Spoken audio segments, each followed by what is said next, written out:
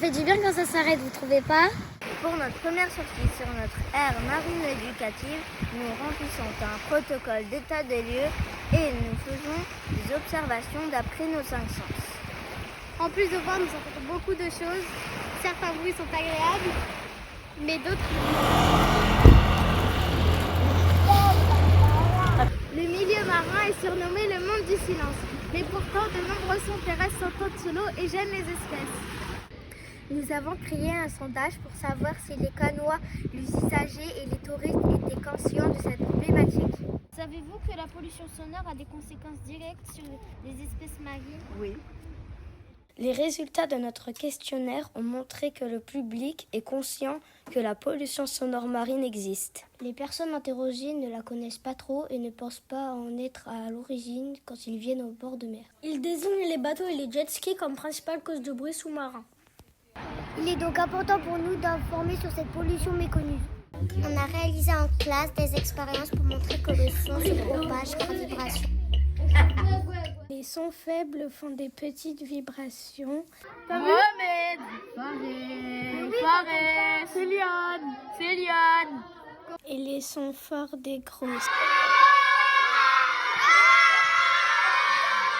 Saviez-vous que le son se propageait 4 fois plus vite dans l'eau que dans l'air? Nous avons décidé de capter les sons de la baie de Cannes et de les faire écouter aux gens pour leur expliquer que ce n'est pas parce que nous n'y faisons pas attention qu'ils n'existent pas. Bonjour, aujourd'hui nous allons partir sur l'eau pour entendre et écouter des sons sous-marins et au-dessus de l'eau. Et allez, suivez-nous.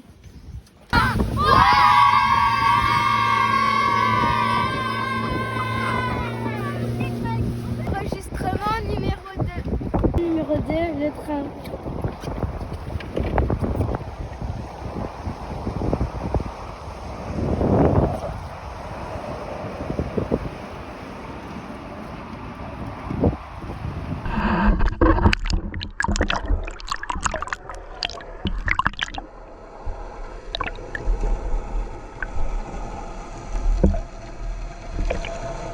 Il faut savoir que beaucoup d'animaux marins et les cétacés se repèrent grâce à l'ouïe et à l'écholocation, surtout dans les plus grandes profondeurs où la lumière est faible. Ça, nous l'avons appris grâce à l'atelier du musée océanographique de Monaco que nous avons eu en classe sur les mammifères marins.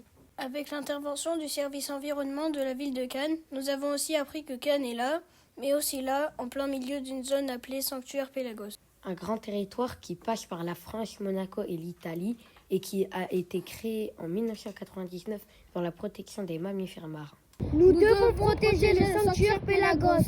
C'est un vrai problème si beaucoup de bruit masque les signaux émis et reçus par les animaux et pourtant peu de choses sont mises en place. Dans le cadre de nos séances d'EPS et de Cécifoot, nous avons pu nous mettre à la place de ces animaux qui doivent se repérer grâce à l'ouïe. Imaginez, ça c'est un dauphin. Il doit trouver sa nourriture avec le bruit.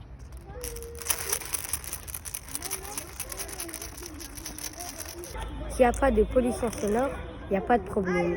Mais quand il y a de la pollution sonore, c'est le bazar. Comme pour les espèces marines, cela crée du stress, de la désorientation et de la fatigue. Nous avons fait des jeux de parcours les yeux bandés pour apprendre à nous déplacer comme les cétacés. Il y a beaucoup de sources de pollution sonore marine, mais à Cannes, la principale provient des moteurs des bateaux, surtout en été pendant les gros événements. En 2023, il y a eu 153 escales de bateaux de croisière, dont plus de la moitié en été. À notre niveau d'usager de la mer, nous pouvons adopter des gestes très simples. Réduire sa vitesse si l'on est en bateau, préférer des activités nautiques non motorisées, et si nous rencontrons des mammifères marins, on les laisse tranquilles et on les laisse faire comme ils veulent.